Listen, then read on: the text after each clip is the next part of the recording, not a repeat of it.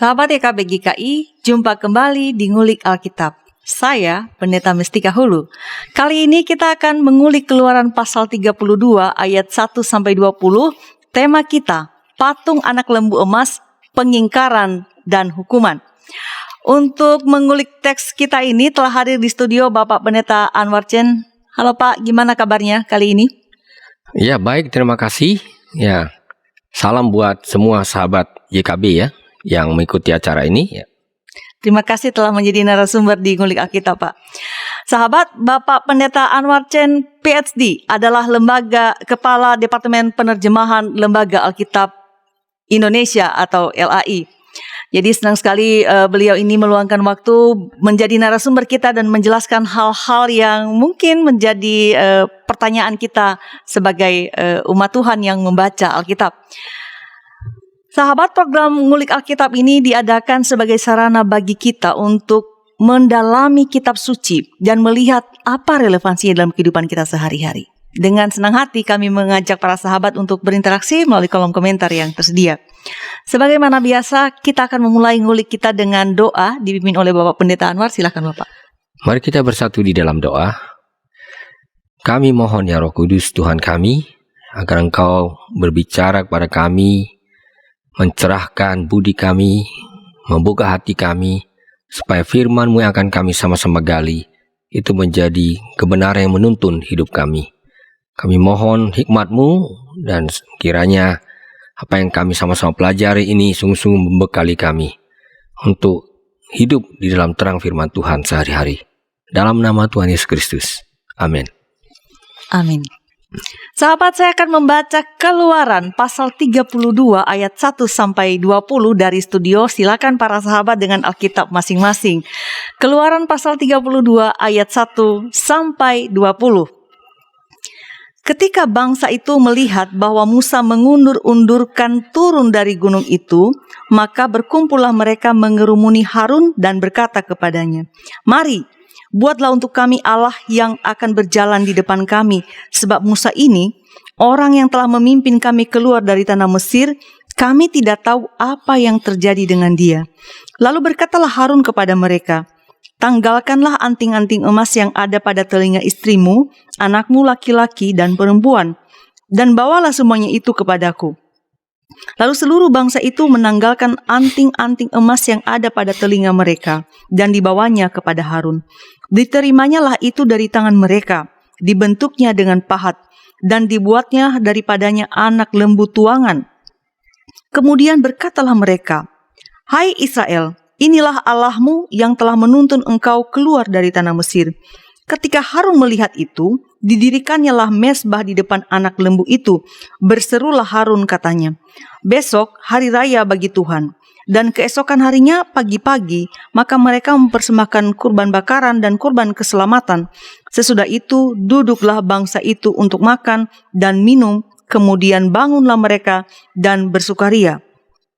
Berfirmanlah Tuhan kepada Musa, "Pergilah, turunlah, sebab bangsamu yang kau pimpin keluar dari tanah Mesir telah rusak lakunya.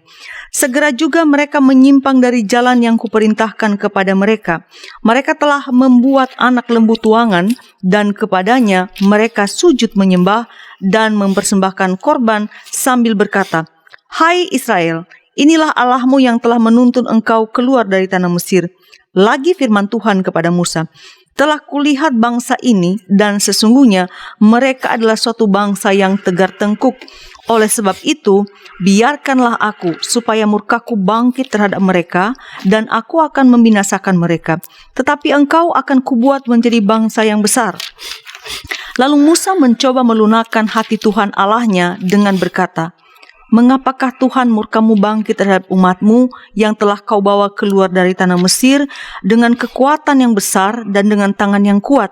Mengapakah orang Mesir akan berkata, Dia membawa mereka keluar dengan maksud menimpakan malapetaka kepada mereka dan membunuh mereka di gunung dan membinasakannya dari muka bumi? Berbaliklah dari murkamu yang bernyala-nyala itu dan menyesallah karena malapetaka yang hendak kau datangkan kepada umatmu. Ingatlah kepada Abraham, Ishak dan Israel, hamba-hambamu itu, sebab mereka kepada mereka, engkau telah bersumpah demi dirimu sendiri dan berfirman kepada mereka, aku akan membuat keturunanmu seperti bintang di langit, dan seluruh negeri yang telah kujanjikan ini akan kuberikan kepada keturunanmu, supaya dimilikinya untuk selama-lamanya. Dan menyesallah Tuhan karena malapetaka yang dirancangkannya atas umatnya. Setelah itu berpalinglah Musa, lalu turun dari gunung dengan kedua loh hukum Allah dalam tangannya. Loh-loh yang bertulis pada kedua sisinya, bertulis sebelah menyebelah. Kedua loh itu ialah pekerjaan Allah, dan tulisan itu ialah tulisan Allah ditukik pada loh-loh itu. Ketika Yosua mendengar suara bangsa itu bersorak, berkatalah ia kepada Musa, ada bunyi sorak peperangan kedengaran di perkemahan. Tetapi jawab Musa, bukan bunyi nyanyian kemenangan, bukan bunyi nyanyian kekalahan, bunyi orang menyanyi berbalas-balasan, itulah yang kudengar. Dan ketika ia dekat ke perkemahan itu dan melihat anak lembu dan melihat orang menari-nari, maka bangkitlah amarah Musa. Dilemparkannyalah kedua loh itu dari tangannya dan dipecahkannya pada kaki gunung itu. Sesudah itu diambilnyalah anak lembu yang dibuat mereka itu, dibakarnya dengan api dan digilingnya sampai halus. Kemudian ditaburkannyalah ke atas air dan disuruhnya diminum oleh orang Israel.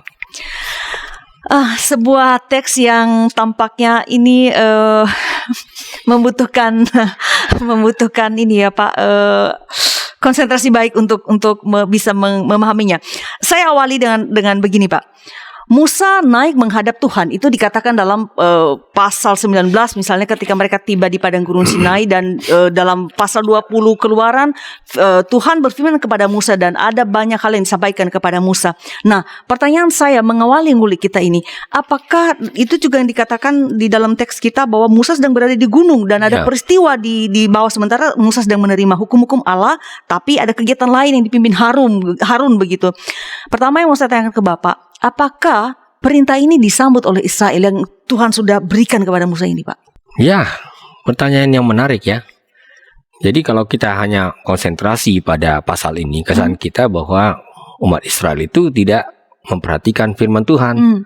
Tapi sebenarnya kita harus baca sedikit lebih teliti. Baik. Misalnya di pasal 24. Pasal 24 itu bahkan ada upacara pengikatan perjanjian antara Tuhan dengan Israel. Di situ dikatakan ya. Nah, ayat 3 ya, saya potong saja di ayat 3 supaya tidak terlalu panjang. Bisa juga kita dahului dengan ayat 2 ya. Hanya Musa sendirilah yang mendekat pada Tuhan, tetapi mereka itu tidak boleh mendekat, dan bangsa itu tidak boleh naik bersama-sama dengan dia. Lalu datanglah Musa dan memberitahukan kepada bangsa itu segala firman Tuhan dan segala peraturan itu. Maka seluruh bangsa itu menjawab serentak, segala firman yang telah diucapkan Tuhan itu akan kami lakukan. Siap. Nah, sesudah itu menarik ya. Lalu Musa menuliskan segala firman Tuhan itu. Jadi menarik ya. Sesudah mereka mengiyakan, baru Musa tuliskan gitu. Jadi reaksi awal atau tanggapan awal dari umat yang mendengarkan firman Tuhan, tentu saja ini semua dalam bentuk lisannya, sesungguhnya adalah antusiasme. Mereka betul-betul ingin melakukan firman itu. Jadi kita memang terkejut ketika membaca ya. Kita lihat ya mulai dari pasal 19, 20 dan seterusnya, 20 sampai ke 31 itu masih banyak bicara tentang bermacam-macam aturan ya. Ada etika, ada ritual. Ya, misalnya bagian terakhirnya itu tentang kemah suci yang banyak ya. Berbagai rincian ya, kita tahu ini detail-detail yang sangat teknis. Dan itu membutuhkan orang-orang yang kompeten untuk mengerjakan semuanya itu. Nah, sampai di situ kita merasa bahwa semua firman Tuhan ini bergulir dengan begitu sempurna ya. Tidak ada hambatan apapun karena sudah ada tanggapan awal. Ini akan kita lakukan. Kami akan lakukan. Lalu kita terkejut membaca di pasal 32 ini. Loh, ini tiba-tiba kok jadi begitu berbeda dengan ekspektasi kita tentang apa yang mestinya menjadi tanggapan.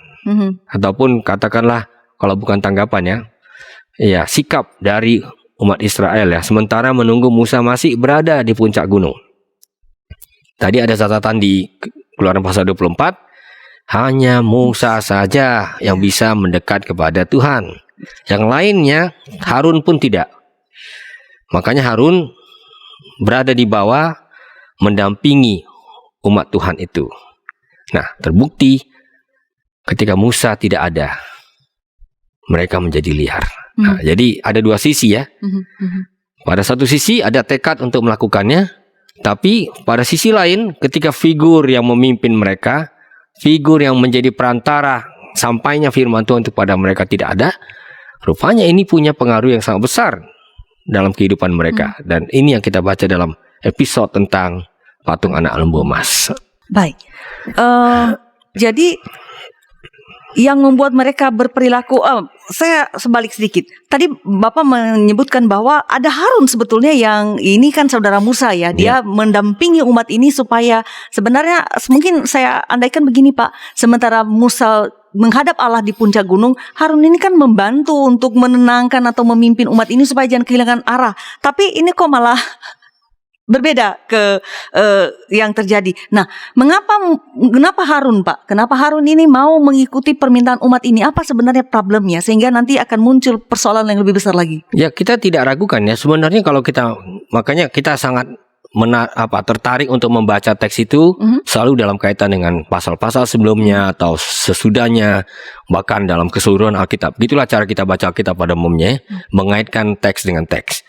Kalau kita membaca misalnya di dalam Keluaran ya, pasal-pasal awal ketika Musa berkali-kali menolak ya permintaan Tuhan, kan Tuhan ingin menugaskan Musa ini. Betul. Tapi Musa ini memang orangnya tidak percaya diri dan selalu mengatakan jangan aku Tuhan, jangan aku Tuhan. Ya. Nah, sampai Tuhan kesal ya. Jadi Tuhan kesal, lalu apa yang terjadi? Kita bisa baca misalnya, saya ajak kita membuka, saya temukan dulu pasalnya ya. Saya kira itu ada di pasal keempat. 4 ayat 13 pasal 4 ya. Ayat 13. Ya, ayat 13 ya. Tuhan, utuslah kiranya siapa saja yang patut kau utus. 14. Maka bangkitlah murka Tuhan terhadap Musa dan ia berfirman, bukankah di situ Harun orang Lewi itu, kakakmu atau abangmu kalau orang Medan bilang. Aku tahu bahwa ia pandai berbicara. Lagi pula ia telah berangkat menjumpai engkau, dan apabila ia melihat engkau, ia akan bersuka cita dalam hatinya. Lihat ya. Nah, 15 ini menunjukkan betapa Harun itu orang kepercayaan yang nanti akan mendampingi Musa dan mestinya juga mampu mendampingi bangsa itu. Karena katakan, maka engkau harus berbicara kepadanya dan menaruh perkataan itu ke dalam mulutnya. Ya, jadi kata-kata Musa, Tuhan titipkan pada Musa, Musa titipkan pada Harun. Aku akan menyertai lidahmu dan lidahnya, dan akan mengajarkan pada kamu apa yang harus kamu lakukan. Dan 16 ini menunjukkan perannya yang sebenarnya sangat luar biasa ya. Ia harus berbicara bagimu pada bangsa itu. Dengan demikian ia akan menjadi penyambung lidahmu, dan engkau akan menjadi seperti Allah baginya. Coba, dengan kata lain, tanpa Musa harusnya Harun bisa menjadi Musa. Karena ketika mereka berhadapan dengan Fir'aun, ini sudah dilakoni oleh Harun gitu. Tapi memang ini salah satu segi yang selalu dicatat ya oleh para pengamat ya, bukan hanya di Israel kuno tapi juga dalam kehidupan masyarakat tradisional. Tokoh-tokoh yang memang karismatis ya, yang punya karisma itu memang sulit digantikan. Sehingga ketika mereka tidak hadir, terasa sekali ketidakhadirannya. Dan kadang-kadang umat jadi seperti kehilangan figur yang mengarahkan hidup mereka. Dan Harun tidak punya karisma yang cukup. Ini tafsiran saya tentunya ya, untuk bisa berada di posisi Musa. Baik. Kita harus akui itu ya. Nah, itulah yang terjadi. Makanya kita melihat di dalam episode ini, di bagian awal itu tadi dalam pembacaannya, tidak ada sama sekali penolakan oleh Harun ya. Tidak ada sama sekali misalnya kata-kata nasihat. Tunggu dulu, jangan dulu, sebentar lagi gitu. Tidak ada negosiasi. Dia tinggal mengeksekusi apa maunya masa. Saya boleh katakan orang-orang yang tadinya sudah disebut Tuhan sebagai bangsanya, umat kesayangannya, yaitu di dalam Keluaran pasal 19, ini sekarang sudah menjadi kerumunan. Ini sekarang sudah menjadi massa gitu, yang nyaris identitasnya tidak jelas lagi. Dan oleh karena itu ya kita tahu saja ya, kalau sudah massa bergerak, susah dikendalikan. Inilah salah satu hal yang memang sudah diamati, bukan hanya secara teologis ya, tapi juga sosiologis, begitu. Ya, masa selalu mempunyai geraknya sendiri. Dan itu yang terjadi di dalam pasal ini. Baik. Jadi baik Umar maupun Harun yang sebenarnya menjadi wakil dari Musa itu kehilangan figur Musa begitu ya Pak ya? Ya, yang menjadi perantara perjanjian itu. Baik, sahabat, kita lanjutkan ulikan kita setelah pesan-pesan berikut ini.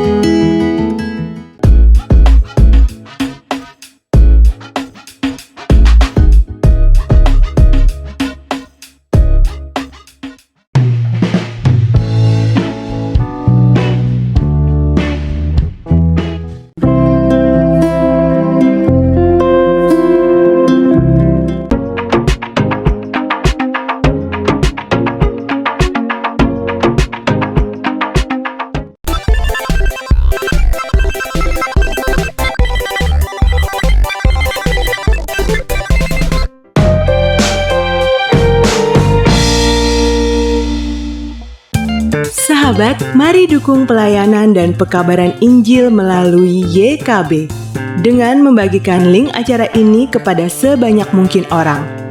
Dukungan juga dapat saudara lakukan dengan mentransfer dukungan finansial ke rekening BCA ke nomor 450 305 2990 450 305 2990 atas nama Yayasan Komunikasi Bersama.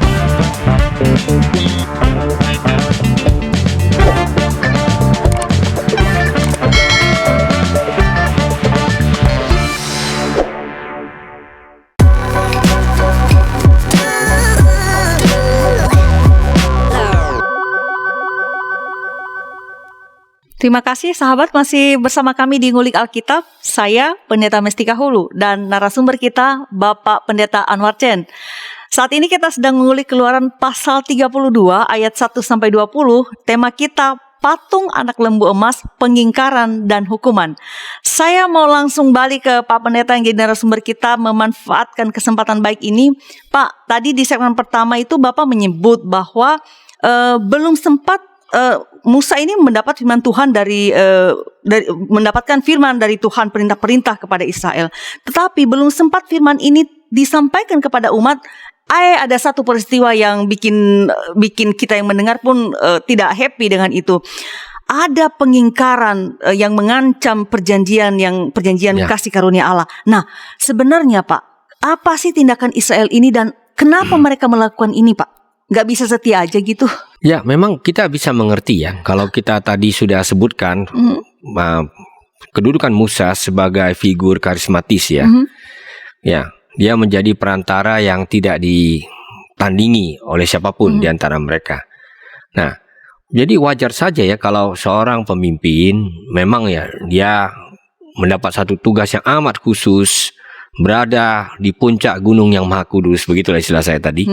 Ya, bertemu sendirian dengan Tuhan. Lalu umat ini mulai kehilangan kesabarannya. Apa yang terjadi? Jangan-jangan dia sudah tidak ada lagi. Kan itu ya. Khawatir. Jadi memang timbul semacam krisis ya kepemimpinan. Jadi ini boleh dikatakan ini mirip sebagai krisis kepemimpinan ini yang sedang terjadi ini. Karena tanpa pemimpin memang umat jadi liar ya. Nah, lalu ya akhirnya muncul ide-ide menarik kan? Ya, kalau begitu mari kita buat ya patung. Karena memang ya kalau kita bicara tentang iman Israel kuno, sebagaimana juga ditegaskan di dalam dasar firman ya, 10 firman, sangat jelas ya, jangan ada padamu ilah lain di hadapanku. Itu yang satu. Yang kedua adalah jangan perbuat bagimu patung. Itu Keluaran 20 ya. Iya, Keluaran 20. Boleh kita lihat ya, supaya kita kalau membahas Alkitab, kita buka Alkitab juga gitu ya. Betul Pak. Ya, Alkitab kita ini memang sangat banyak rinciannya sehingga kita perlu lihat ulang. Misalnya dia katakan di ayat 4 ya. Jangan membuat bagimu patung yang menyerupai apapun yang ada di langit di atas, atau yang ada di bumi di bawah, atau yang ada di dalam air di bawah bumi. Nah, jadi ketika Tuhan yang tidak kelihatan, ya, karena memang kita harus mengakui ya, dalam pemahaman Ibrani kuno ya, Tuhan itu memang bukan katakanlah figur yang tangible gitu, bisa dilihat secara langsung. Tadi kalau kita ingat ya episode sebelumnya, ketika Musa bertemu dengan Tuhan itu selalu di dalam awan gelap. Ya, dia terselubung karena kekudusannya tidak memungkinkan manusia bertemu dengan dia muka dengan muka. Itu jelas itu. Karena pasti mati istilahnya. Jadi kalau begitu ya, ketika Tuhan sendiri tidak hadir secara nyata di situ, orang yang diharapkan bisa mewakili dia tidak ada di situ, muncullah keraguan. Dan memang ini yang membuat manusia selalu tertarik untuk menciptakan berhala. Karena berhala itu sesuatu yang memang bisa dilihat, bahkan bisa mewakili harapan-harapan secara lebih visual gitu.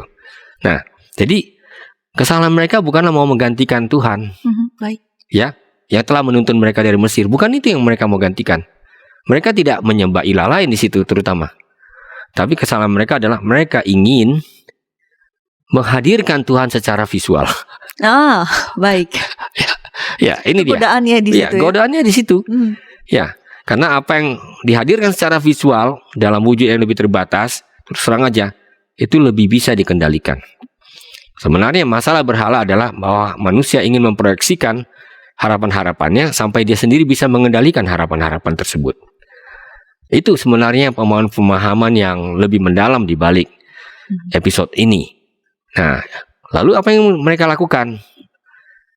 Kita tahu bahwa anak lembu itu di dalam dunia timur dekat kuno itu sering menjadi semacam tumpuan atau tunggangan dari ilah-ilah ya. Jadi kalau ilahnya ini yaitu Tuhan sendiri tidak bisa kelihatannya, minimal tunggangannya ini bisa kelihatan. Dan oleh karena itu mereka ingin menghadirkan dia dalam wujud patung ini. Nah, jadi kesalahan mereka kalau boleh sedikit dirangkum itu adalah pelanggaran terhadap terutama firman yang kedua. Ya, firman kedua. Tadi sudah kita baca dengan sangat jelas. Jadi itulah yang menjadi alasan kenapa akhirnya mereka menjadi liar, tidak terkendali, dan Harun sama sekali tidak berperan apapun untuk menghentikan semuanya itu. Ya, sebenarnya Harun sangat bisa menjadi penyambung lidah Musa di situ dengan menegaskan jangan lupa apa yang sudah dikatakan oleh firman Tuhan tadi. Jangan perbuat bagimu apa saja yang menyerupai wujud-wujud tertentu ya, di langit, di bumi, di bawah bumi.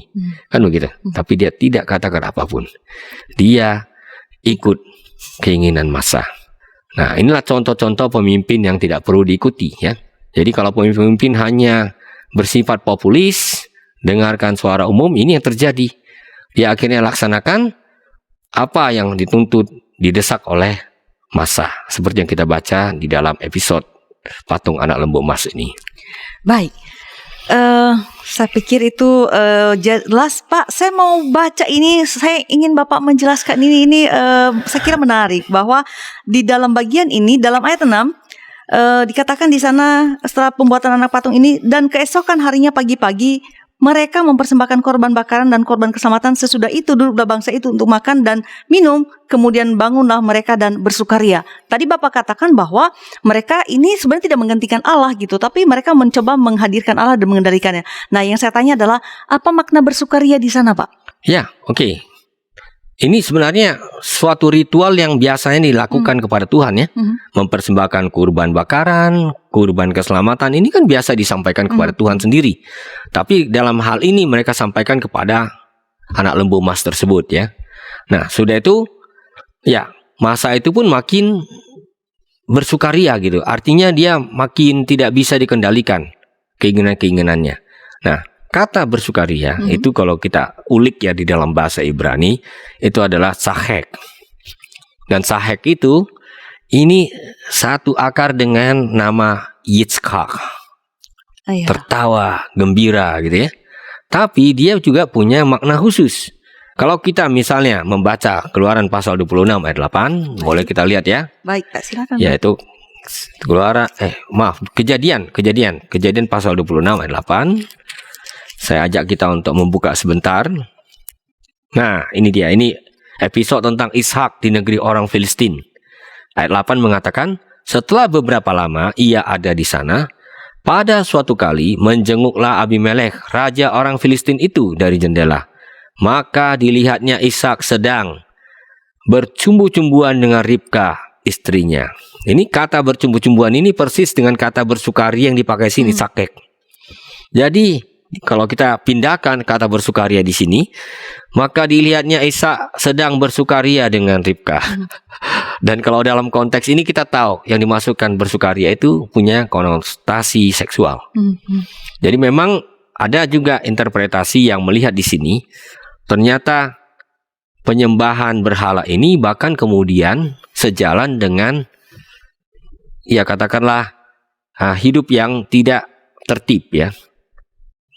Termasuk perilaku-perilaku seksual yang rupanya bebas seperti di sini. Menyimpang. Ya, menyimpang di sini. Dan bahkan ada para ahli yang melihat di sini ada semacam praktek kultus kesuburan yang sedang dilakukan di sini. Ya, kita tahu di dunia Timur Dekat kuno dulu, kalau ada disebut kultus kesuburan, itu berarti situ di dalamnya juga tercakup semacam tindakan-tindakan seksual yang terjadi ya, segaris dengan kesuburan yang diharapkan dari para ilah. Nah, jadi kita lihat di sini akibatnya fatal ya, bukan hanya dari segi ritual ya, bukan hanya dari segi pemujaan, tapi juga dari segi perilaku, sehingga perilaku bangsa itu rupanya tidak lagi bisa dikendalikan.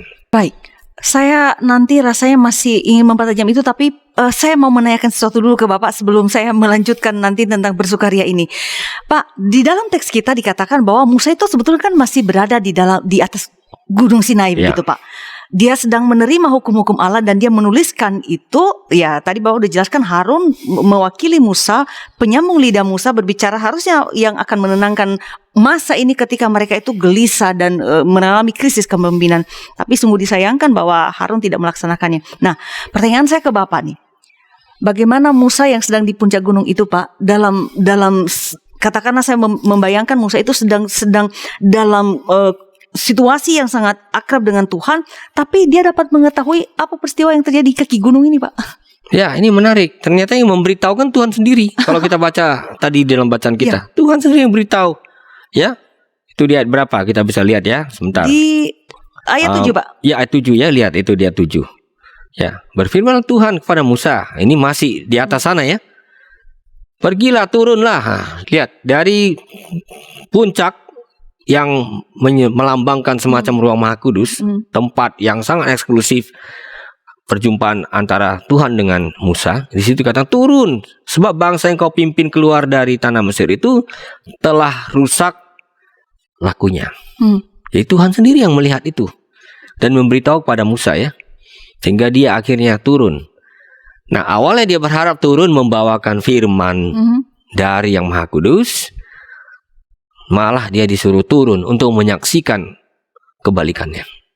Lihat, itu yang nggak kesampaian tadi itu, ya. Dan ini tentu sangat tragis ya, sangat tragis, ya. Kita bisa bayangkan betapa patah hatinya Musa dalam situasi seperti ini. Baik, Tuhan murka kepada Israel. Kalau kita membaca teks yang tadi di Keluaran 32 ini ya Pak. Murka kepada Israel dan ingin membinasakannya dalam dialog dengan Musa itu. Tapi Musa meminta Tuhan supaya meredakan amarahnya dan Tuhan mendengarkan permohonan Musa. Nah, tapi dalam ayat 7 tadi kan Tuhan sendiri memerintahkan Musa turunlah karena ada sesuatu di sana yang terjadi. Nah, bagaimana Musa itu melihat ketika dia melihat bangsanya itu, Pak? Sikap Musa bagaimana, Pak? Ya, di sini kita mengetahui ya, awalnya ya dia tahu bahwa harus ada sesuatu yang dinegosiasikan dulu dengan Tuhan, ya. Kan ayat 11 itu, Pak. Ya, di situ sangat jelas katakan ya. Pertama-tama sebelum dia turun, dia sudah tahu, aduh ini sudah susah ini. Kan gitu. Kalau ini dari firman Tuhan sendiri yang membedah ya kehidupan bangsa itu, ini pasti benar. Dan dia tahu ini dosa yang sangat besar. Jadi penyembahan berhala ya, itu termasuk salah satu dosa yang paling serius konsekuensinya. Karena dia sebenarnya menyerang pada dasar-dasarnya. Jadi kalau misalnya diibaratkan sebuah bangunan, kalau itu hanya bocor-bocor di atap, itu masih bisa tambal sulam. Ini fondasi. Tapi kalau pondasinya itu yang hancur, kita tahu apa akibatnya. Runtuhlah seluruh bangunan itu. Dan ini yang terjadi. Ya, makanya pertama-tama sebelum dia betul-betul turun dan ingin bereaksi secara langsung terhadap tindakan bangsa tersebut, dia pertama-tama bernegosiasi dulu dengan Tuhan. Dia tahu, waduh ini gawat ini. Berarti semuanya dibalikkan ya. Jarum jam sudah berputar ke depan. Ini yang terjadi justru membalikkannya ke belakang lagi. Seperti ke ground zero ya. Bayangkan itu. Nah, baru sesudah itu ketika dia berhasil ya untuk melunakkan hati Tuhan, dan untuk melunakkan hati Tuhan itu tidak tanggung-tanggung. Dia harus ingatkan, waduh, ya pakai bahasa manusiawi ya. Tuhan jangan sampai malulah kan gitu. Ya. Engkau keluarkan umat ini dari Mesir, nanti rupanya tujuannya adalah untuk engkau habisi, seperti itu. Apa kata orang kalau apa kata orang? Nah, itu istilah orang sekarang itu. Apa kata orang gitu. Nah, lalu dia ingatkan lagi, bukankah engkau telah berfirman kepada Abraham, Ishak dan Yakub ya, atau Israel disebutkan di sini ya. Iya. Dan keturunannya akan kau buat menjadi seperti bintang di langit gitu ya. Nah, dia diingatkan gitu. Jadi antara Musa dengan Tuhan terjadi dulu semacam diskusi yang sangat intens sebelum kemudian dia turun gunung, dan dia turun gunung dengan kekecewaan yang begitu besar, dan betul-betul ya, kalau kita tadi baca sangat jelas ya, bahkan firman itu, loh batu itu sebelum disampaikan kepada bangsa itu sudah dihancurkan terlebih dahulu. Maka digiling setelah itu bahkan digiling. Ya, dihancurkan karena dia mau menyimpulkan di situ perjanjian yang tadi sudah diaminkan ya oleh bangsa itu, ini sekarang sudah bubar. Yang membubarkan adalah bangsa itu. Dan oleh sebab itulah ketika dia turun untuk menghukum mereka. Itu dia. Baik, sahabat, kita lanjutkan ulikan kita setelah pesan-pesan berikut ini.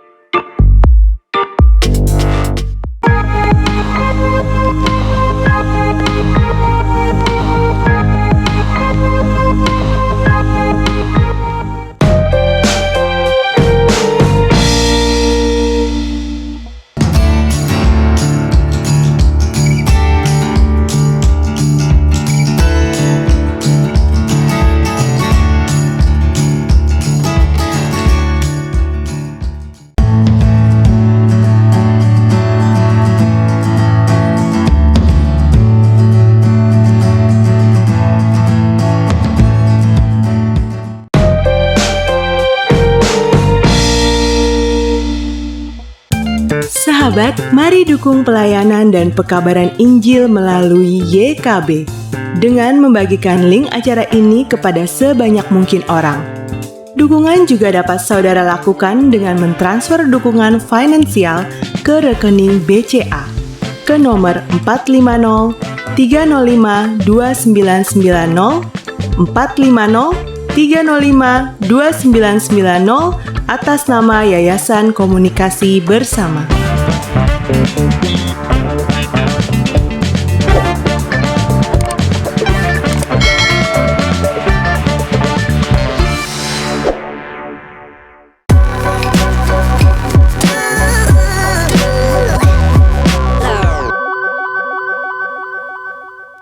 Terima kasih masih bersama kami di Ngulik Alkitab di kanal YouTube YKB GKI TV. Saya Pendeta Mestika Hulu dan narasumber kita Bapak Pendeta Anwar Chen. Sahabat, kita sedang mengulik Keluaran pasal 32 ayat 1-20 dengan tema Patung Anak Lembu Emas, Pengingkaran dan Hukuman. Kita sudah berada di segmen terakhir. Karena itu tidak menyanyiakan waktu, saya langsung kembali ke Pak Pendeta mengajukan pertanyaan melanjutkan tadi segmen kedua. Tadi Bapak sudah menjelaskan dan berdasarkan teks yang kita baca bahwa ada tindakan yang mengecewakan hati Tuhan khususnya dan juga sekaligus mengecewakan hati Musa ketika mereka membuat patung lembu itu gitu. Nah, tapi kita juga mendengar dan Bapak sudah menjelaskan tadi bahwa dialog Musa mencoba meredakan hati Tuhan. Tuhan, apa kata orang kalau mereka habis di sini? Seolah-olah Tuhan membawa mereka keluar untuk dihabisi begitu. Nah, pertanyaan saya ke Bapak nih, di membuka segmen ketiga ini, mengapa Musa sedemikian murka kepada umat ini dengan sampai menghancurkan kedua loh batu yang ditulisi jari Allah itu kan berharga sekali Pak mestinya. Ya. Jadi bisa kita bayangkan, saya kira ini punya makna simbolik yang betul-betul sangat radikal ya. Sebenarnya untuk apa kedua loh batu ini? Ini kan sebenarnya adalah dokumen perjanjian. Karena perjanjian itu sudah hancur. Faktanya di sana sudah hancur gitu. Jadi ini gak ada gunanya lagi kalau itu sudah hancur gitu. Jadi kita jangan balikkan ya. Alkitab itu bukanlah satu buku yang mengajarkan legalisme gitu. Apa yang tertulis ini seperti harga mati. Enggak, itu korelasinya bagaimana? Jadi sebuah relasi kalau sudah diingkari ya memang substansinya hilang gitu. Jadi kita jangan mengandalkan cuma dokumen-dokumen, sertifikat begitu, akte-akte gitu. Kalau ternyata apa yang sudah dihidupi itu betul-betul sudah terbalik dan itu sudah punya potensi membubarkan status mereka sebagai umat pilihannya, hancur sudah. Itu yang membuat dia begitu murka ya. Jadi apa yang dia lakukan itu adalah satu tindakan simbolik yang memberikan pesannya kepada kita para pembaca. Waduh, hancur sudah, bubar ini semua perjanjian akibat ulah umat Tuhan ya, umat kesayangan Tuhan itu. Ya, yang diistilahkan segula di dalam Keluaran 19. Pasal 19 itu segula ya, umat kesayangannya. Ternyata adalah umat yang memang sangat patut disayangkan. Nah itu dia, ya. Nah itulah yang membuat Musa secara keras kemudian mengambil tindakan. Seperti yang kita baca selanjutnya, bukan hanya itu, dia juga hancurkan, dia giling itu habis itu anak lembu emas. Jadi itu merupakan simbolisasi dari pemusnahan habis-habisan ya. Bahkan ini memang agak menimbulkan tanda tanya apa maksudnya. Dia minta mereka, dia paksa mereka untuk meminum dari air yang dicampur dengan serpihan-serpihan tersebut. Lagi-lagi menyimbolkan bahwa ini konsekuensi yang harus mereka tuai gitu. Nah, saya yakin bahwa ini menolong kita untuk memberikan sebuah perspektif ya. Mengapa teks ini begitu keras di dalam bagian ini? Ya. Jadi kalau satu bangsa terancam bubar, kita bisa bayangkan segala konsekuensi yang harus diambil. Ya, saya yakin kita dapat menjabarkan itu ya. Ini bukan hanya soal selera-selera pribadi, perbedaan-perbedaan kecil. Ini soal bubarnya satu bangsa yang sudah dilepaskan gitu ya, kalau istilah orang Indonesia, yang sudah dimerdekakan dari penjajahan gitu. Nah, kini bangsa ini akan terancam bubar. Kalau bubar artinya soal survival, tidak ada lagi eksistensinya. Dan itu pertaruhannya terlalu besar.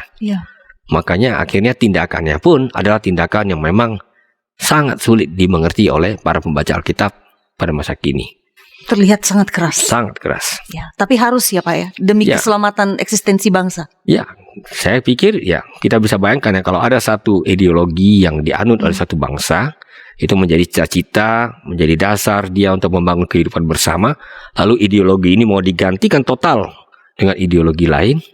Ya, saya kira itu terjadi juga dalam sejarah Indonesia. Kira-kira apa yang mau dilakukan?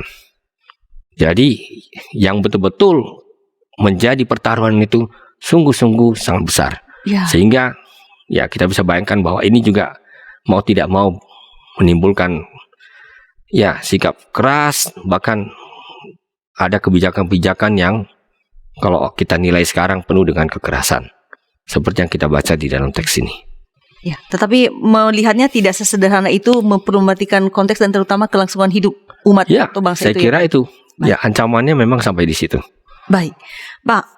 Selain Musa nih dan Masa, ada Harun di sini, Pak. Nah, tadi Bapak sudah menjelaskan bahwa Harun ini kan seharusnya berdasarkan Keluaran itu ya, Keluaran bahwa Harun ini sebagai penyambung lidah Musa dan wakil Musa lah katakan ini. Nah, Justru ini istilah saya nih Pak, pembangkangan ini malah dikomandoi oleh Harun Pak dengan meminta anting-anting itu dan membuat itu. Nah, bagaimana Musa melihat saudaranya ini? Bagaimana sih Harun ini harus kita lihat juga sebagai orang percaya, mungkin dalam relasi kepemimpinan juga barangkali Pak. Ya, memang disinilah repotnya ya. Posisi ya Harun sebenarnya pengganti Musa di dalam hal ini. Di situ repotnya, ya. Dia tidak bisa, dia tidak bisa lepas tangan sebenarnya. Tapi kalau kita ikuti percakapannya dengan Musa di sini, terasa sekali dia ingin lepas tangan. Ya, dia katakan misalnya, kan engkau tahu sendiri bangsa ini jahat semata-mata. Bela diri ini. Bela diri. Jadi itu memang adalah self defense mechanism gitu, mekanisme pembelaan diri yang sedang terjadi ini ya. Iya. Nah, jadi ya dengan demikian dia mau katakan pada Musa, ini bukan mauku, ini bukan inisiasi atau prakarsaku, dia mau katakan begitu ya. Nah, mereka yang berkata begitu kan gitu. Yang tidak pernah dia laporkan adalah bahwa dialah yang bentuk patung itu. Sebenarnya dia yang langsung melakukan itu. Ya, itu kita bisa baca ya ayat 4 ya, di situ dikatakan diterimanya lah itu, yaitu perhiasan tadi ya, dari tangan mereka dibentuknya dengan pahat dan dibuatnya daripadanya anak lembu tuangan. Lalu kemudian berkatalah mereka, hai Israel, inilah Allahmu. Jadi di situ, ya. Jadi Harun tidak bisa melepaskan tanggung jawabnya karena dia pelakunya juga. Kalau kita baca percakapannya dengan Musa di sini, kesannya beda. Dia dipaksa melakukannya. Ya, dia dikondisikan untuk melakukannya kan begitu. Nah, lalu ya. Dia katakan ya, mereka memberikannya padaku dan aku melemparkannya, itu ayat 24 ya, ke dalam api. Dan keluarlah anak lembu ini gitu. Wah, mukjizat ini. Ya, dilemparkan dalam api, keluar anak lembu. Tidak ada bentukan tangannya gitu ya. Memang ada sebagian penafsir berpendapat yang membuat Harun seperti benar di sini adalah bahwa dia mengatakan ini terjadi mukjizat ini. Ya, bayangkan ya, hanya dilemparkan perhiasan dalam api, langsung muncul anak lembu emas. Nah, ya itu salah satu interpretasi yang mungkin ya, tapi saya pikir interpretasi itu berlebihan. Yang jelas di sini tidak ada jalan bagi Harun untuk lepas dari tanggung jawabnya di sini. Bertanggung jawab. Jadi itulah yang membuat kita sadar memang sering sekali kalau orang sudah bela diri, dia mengandalkan setengah kebenaran, half truth. Cerita tapi benar, sebenarnya yang ceritakan itu benar, betul-betul. Tapi sebelum-sebelumnya ya, setengahnya aja diceritakan. Karena setengah lagi akan mengatakan itu tidak benar. ini banyak digunakan tentunya ya di panggung politik ya. Di sini saya kira Harun dalam posisi seperti itu. Ya, baik. Itu sebuah hal yang menarik, Pak.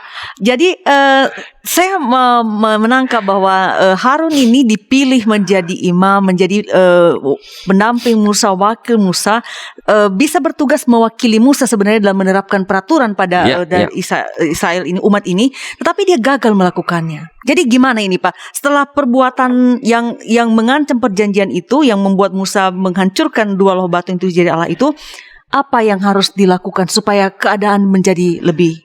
Nah, itu memang yang saya sebut tadi sebagai tindakan-tindakan kekerasan yang sungguh sangat drastis ya. Akhirnya Musa turun tangan. Kalau Harun sudah seperti membalikkan jarum jam, ya kita bayangkan kalau satu bangsa merdeka kemudian kembali kepada penjajahan. Kita harus menggunakan analogi itu untuk melihat drastisnya keadaan ini. Ya, mau nggak? Apakah ada bangsa di dunia ini mau seperti itu? Sudah merdeka lalu dibawa masuk balik lagi. Nah, jadi segawat itu situasinya. Sehingga akibatnya apa? Ya, terjadilah semacam perang. Sebenarnya perang ini.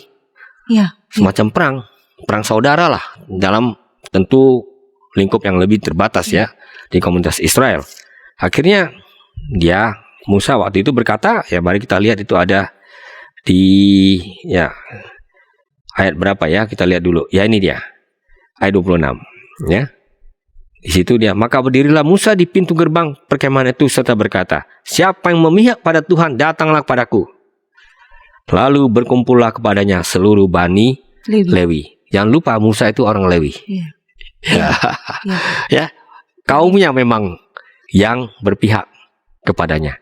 Dan sebenarnya ini tentunya menimbulkan semacam citra ya, bahwa orang Lewi itu adalah garda terdepan di dalam membela kebenaran, menegakkan kebenaran. Ini dia. Reminder buat kita juga ini Ya. barangkali. Ya. Saya kira penting ya, karena mereka lah orang-orang yang dikhususkan untuk mengajarkan firman Tuhan, mengawal perjalanan iman bangsa itu. Saya kira ini menjadi pesan yang penting, dan mereka lah yang kemudian mengeksekusi tindakan keras tersebut ya. Dengan tentu saja semacam perang saudara, mereka harus membersihkan orang-orang yang betul-betul sudah terkontaminasi dengan penyembah berhala tersebut. Nah, memang drastis, ada 3.000 orang tewas pada saat itu. Ya, tentu kita bisa ratapi itu. Saya kira kalau sudah dalam konteks yang memang mirip seperti perang, kita tahu angka-angka menjadi sangat relatif nilainya. Ya, itu yang bisa saya katakan tentang Pak, catatan tentang sikap dalam Musa penjelasan ini, tadi Bapak sempat menjelaskan bahwa Keluaran 32 ini, kalau kita bisa menghayatinya, ini memang keras begitu, bahwa sampai ada Musa yang memecahkan loh batu, menggiling lembu emas itu dan menyuruh minumnya pada rakyat. Dan kalau kita memperhatikan ayat 28, di situ ada yang ada timbul korban sekitar 3.000 jiwa. Nah, saya mungkin bisa mungkin mau menyarikan apa yang Bapak katakan tadi, bahwa tindakan ini yang keras ini memang patut diambil, karena kalau tidak ini mengancam kehidupan bangsa Israel, sejarahnya, dan bisa jadi terancam punah selamanya. Iya, betul. Dan kita jangan pernah lupakan, ini catatan sejarah yang menarik ya. Ini disampaikan oleh salah seorang ahli biblika ya, berkebangsaan Israel ya. Dia katakan bahwa ya, mari kita coba cermati yang terjadi di panggung sejarah. Sebenarnya begitu banyak bangsa-bangsa yang diperkenalkan di dalam Alkitab. Amori, Filistin, Midian, Het. Ya, kemana mereka semua sekarang? Kita tidak ada. Sebenarnya Israel bukan bangsa besar. Ya. Bangsa yang sangat kecil. Apa yang mereka bisa, yang membuat mereka bisa bertahan? Ada sesuatu di balik visi itu. Ya. Tentu saja, ya, kita juga harus kritis melihat kondisi-kondisi sejarah yang terjadi terakhir ya. Tetapi kita mau melihat bahwa ada sesuatu yang dipertaruhkan, yang membuat mereka tidak bisa hilang dari sejarah. Dan itu terkait kepada apa yang mereka yakini sebagai, kalau bukan satu bangsa yang berdaulat ya, paling tidak sebagai komunitas-komunitas yang punya visi yang sama menyangkut masa depan. Dan ini menyangkut visi masa depan. Kalau Anda adalah bagian dari umat pilihan, apa jadinya kalau ini kemudian dianulir? Habislah sudah semuanya. Nah, ini sangat menentukan. Dan tentu saja itu punya konsekuensi-konsekuensi yang praktis ya. Nah, yang tentu saja bisa juga akhirnya menimbulkan masalah-masalah baru. Tapi itu berada di luar lingkup dari ulik Alkitab yang kita lakukan pada hari ini. Baik, Pak, kita nih hampir di penghujung ulik Alkitab nih Pak. Katakanlah kalau bahasa sekarang nih Pak, ini udah kadung terjadi. Rakyat ini, umat ini sudah melanggar, mengkhianati perjanjian dengan Tuhan. Mereka udah mengingkari sehingga akhirnya kembali seperti Bapak katakan tadi, udah ke ground zero jadinya. Udah sekarang ini udah berputar ke belakang. Nah, tetapi kan juga kita melihat bahwa kelangsungan hidup bangsa ini, eksistensi mereka ini harus tetap dijaga, Pak. Lalu apa yang dilakukan oleh Musa untuk bisa terus bukan Musanya sih, mungkin Tuhan dalam belas kasihannya bisa terus mempertahankan agar umat ini tetap ada di hadapannya sebagai segula tadi itu, atau ya sebagai umat pilihannya itu, Pak. Ya, di sini saya kira kita belajar banyak dari siapa Tuhan itu. Tentu saja Musa, ya, kalau saya membaca apa yang terjadi dalam episode ini, Musa sebenarnya berada dalam posisi terbaiknya. Dia berperan betul-betul sebagai pemimpin. Baik. Ya, dia berperan sebagai pengantara antara bangsa itu dengan Tuhan. Jadi kalau di awal Musa itu adalah ya orang yang serba menolak, di sini dia betul-betul bahkan mempertaruhkan dirinya ya. Ya, jangan sampai Tuhan. Lalu dia katakan, andai kata kau tidak bisa mengampuni mereka, sudah lebih baik kau hapus saja aku dari kitabmu. Itu istilah untuk mengatakan lebih bagus aku yang mati gitu. Nah, dia memasang badan sendiri untuk datang kepada Tuhan untuk menyelamatkan bangsa itu. Nah, sekali lagi kita belajar, ya, saya tahu ada banyak hal yang terjadi di Alkitab yang segaris dengan itu. Kita belajar bahwa Tuhan dalam Alkitab adalah Tuhan yang pada dasarnya bisa digerakkan oleh belas kasih. Nah, untuk itu Musa harus mengubah, ya, harus bernegosiasi, meyakinkan Tuhan agar dia membuka celah pengampunan bagi bangsa itu. Sebenarnya kalau kita mau pakai bahasa gamblangnya, ini semua udah urusan menghapuskan satu bangsa. Tuhan bisa katakan, habis sudah, tidak ada lagi. Selesai sudah, tidak usah kita bicara lagi lebih lanjut. Ya, sekarang saya mau mulai yang baru dan engkau yang kutunjuk. Dan Musa di situ nampak kebesarannya. Tidak Tuhan, bukan aku. Dia kembali kepada perjanjian Tuhan yang lalu. Abraham, Kau sudah katakan kepada para leluhur kami Tuhan, tolong ingat, kiranya pintu pengampunan itu tetap terbuka. Nah, ini membuat saya jadi tertarik dengan satu teks dari kitab Hosea. Ini baik untuk, ya, seperti merangkum, ya, peristiwa ini semua, ya, bahwa di balik semua kekerasan itu tetap ada pendamaian. Ketika Tuhan tetap membuka pengampunan bagi satu bangsa yang seharusnya punah sepenuhnya. Kita membaca yaitu Hosea pasal 11. Saya buka dulu ya. Baik, Pak. Saya kira Hosea pasal 11. Ya, ini dia. Tentu di dalam gambaran Nabi Hosea ini kita menemukan siapa Tuhan sesungguhnya. Ya, ini dia. Ayat 8 dan ayat 9. Saya bacakan ya. Masakan aku, sini Tuhan berbicara, membiarkan engkau hai Efraim. Efraim itu adalah Israel. Menyerahkan engkau hai Israel. Makanya sejajar ya.